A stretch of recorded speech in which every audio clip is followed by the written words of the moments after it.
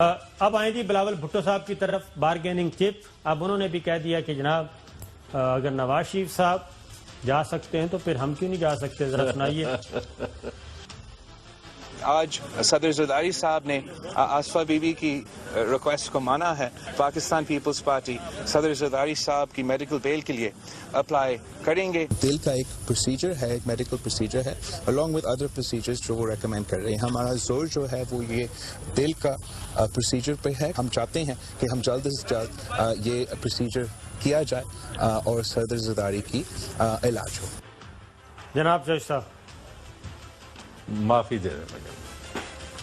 یہ جو ہے نا عمران خان کو بالآخر نواز شریف, شہباز شریف, آصف زرداری اور ان تمام لوگوں کے یا تو قوم کو بتائیں کہ ان سے کتنا پیسہ ریکور ہوا ہے جو خفیہ ہے اور سامنے نہیں آیا, تو یا پھر ان کو اس کی ذمہ داری قبول کرنی پڑے گی. اور تمام ریاستی اداروں کو میں صاف طور پر کہہ رہا ہوں, میں کسی کا نام نہیں لے رہا, لیکن چونکہ وزیر اعظم ہمارے ووٹوں سے بنے ہوئے ہیں اور وی آر فاؤنڈ آف ہم اینڈ وی وانٹ ہم ٹو کنٹینیو, اور تو ان لوگوں کو جواب دینا پڑے گا کہ یہ آپ نے لوگوں کو کیوں کھلی چھٹی دی اور کہاں ہے وہ ریکوری اور کہاں ہے وہ رسہ جو ان کے گلے میں ڈالنا. بس میں نے اس سے زیادہ کچھ نہیں کہہ رہا. تو صاحب بات یہ ہے کہ میں وہی بات کہہ رہا ہوں کہ یا تو آپ پارلیمنٹ کا ماحول ٹھیک کر لیں, اس طرح کی کہنا چاہیے وہ تھوڑی بہت ہلکی پھلکی سرجری کر کے.